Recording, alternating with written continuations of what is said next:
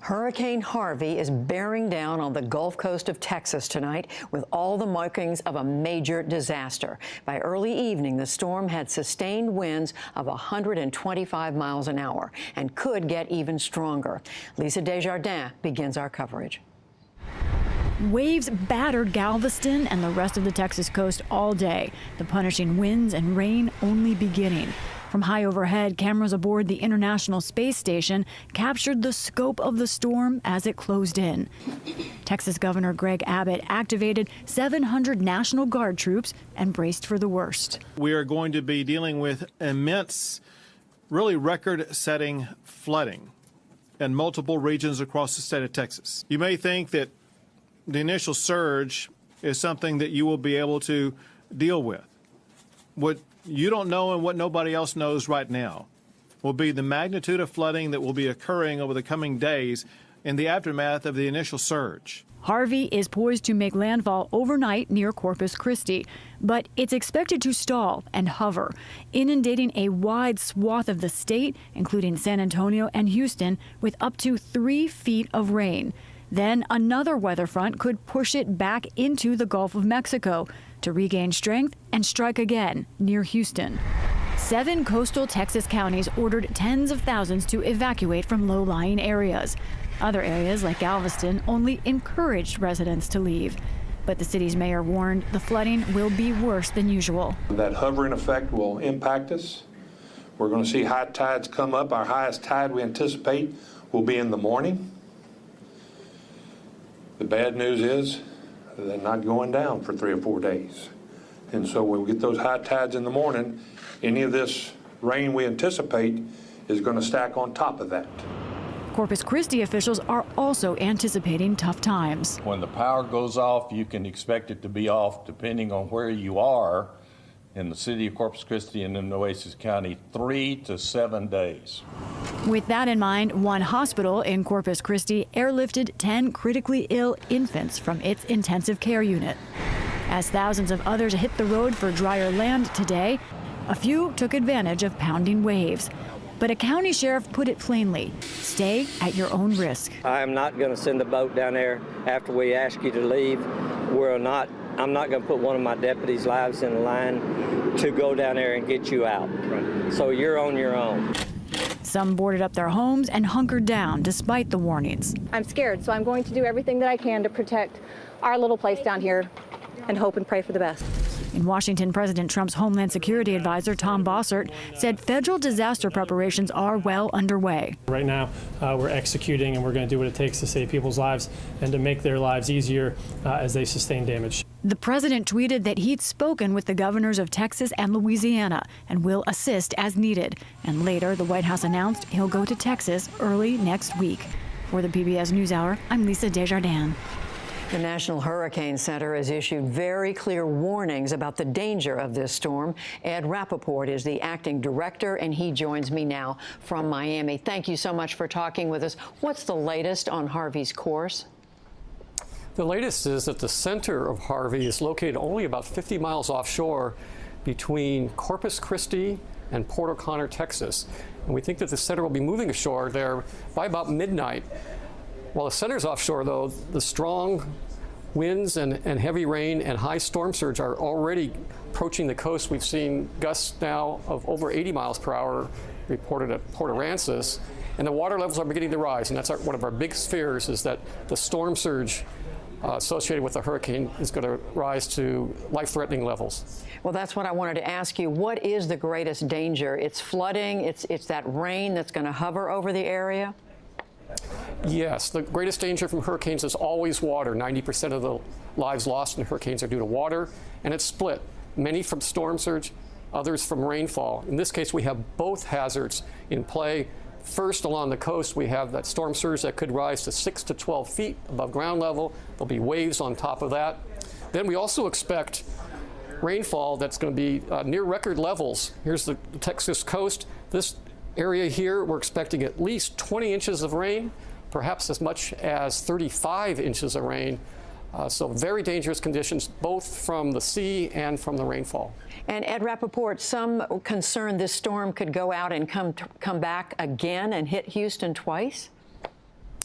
there's some possibility that down the road, 3 to 5 days, that we'll have the system move back offshore. But at the moment, the biggest threat, the biggest concern is for that next 3 days with the storm surge, which will linger through many high tides, as well as the rainfall along the Texas coastal area. I want to ask you to put this in some context, because we were looking at the warning the Hurricane Center put out just a few hours ago. Catastrophic flooding, life-threatening conditions. This is very strong language.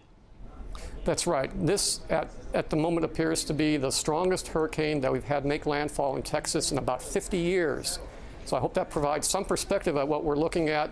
The last time we had such a strong storm was actually in the Corpus Christi area back in 1970, or even before that, 1964, also along the Texas coast. And I know you are continually giving warnings and urging people to pay attention. Ed Rappaport, yes. we thank you very much from the National Hurricane Center. Thank you. In the city of San Antonio, they are preparing for heavy rain, for winds, and for evacuees from the coast. Rod Nirenberg is the mayor. I spoke with him just a short time ago. Mayor Nirenberg, thank you very much for joining us. What have you been told to expect from this storm? Well, we're expecting some localized flooding because of some significant rainfalls that will occur over the next several hours and several days. But more importantly than that, our area is a coordinated regional emergency operations center. So we've spun that up. We've been working with our emergency services departments over the last several days to prepare, and we've received a lot of the resources from different parts of the state that are now being deployed to the coastal areas, and we're also receiving a lot of evacuees from the coastal communities. There's a couple of mandatory evacuations, and then of course there are people who are leaving, which is a good idea with the path of the storm going right over them. Well, before I ask you about some of that, I do want to ask you about the flooding, the rain you're expecting. What have they told you to expect? I know from historical experience, San Antonio has had some serious rain episodes in the past. Yeah, and the projections have changed as we've moved along in this storm, and we're cautioning everyone to be aware of the evolving nature of the storm, that they could change again. But we know in San Antonio that a small amount of rainfall falling in a short period of time can create some flash flooding, significant flooding. We saw that as early as recently as 2 weeks ago. So we have been told to expect anywhere from 6 to 15 inches, depending on where you are in San Antonio. That heavy rain will fall east of I-35 and I-37. But again, that could all change. We're asking residents to please stay home, use some common sense, stay off the roadways, and if they have to travel, avoid low water crossings and be aware of their surroundings. We're going to have emergency crews operating. Currently, they're barricading known trouble areas with regard to high water areas, and we're also asking people just to alert our authorities if they find areas that are low, high water over the roads. So you're not asking people in your area to evacuate? No, San Antonio is not under any kind of evacuation. We're just asking people to clear path for our first responders and to make sure that the roads are clear as evacuees continue to come here. We've had 700 of them come already that are sheltered, and we have many more that are coming through our area or stopping in San Antonio on their own volition because they have wisely chosen to leave the coastal area. So do you feel you have what you need to handle the people who are coming into the city? Absolutely. We've been coordinating resources throughout the week, and San Antonio is ready. No one will be turned away if they need shelter in San Antonio, and we certainly stand ready, as we always are, in the event of significant storm, of rain or winds here in San Antonio locally. Are residents heeding your advice, the advice they're getting from city officials and from weather officials as well? They are. Our residents here in San Antonio have been through this before. As I mentioned, we're in flash flood alley, so we've seen small rain events turn into flooding situations. So they're aware, but we want to make sure that also we're checking on each other, neighbors checking on neighbors, but just doing the simple things, preparing for staying in during the vast part of this weekend and into next week, staying out of the way of first responders, and in the event someone can help, we're also taking volunteers and doing trainings through our American Red Cross all the way through tomorrow, and asking people to call our non-emergency lines to help with any assistance that they can provide. We also are asking them to download apps and stay aware of the changing nature of the storm. What's your biggest worry right now? I'm not worried. I'm just prepared and working with our emergency services, our neighbors to our south and in the coastal areas.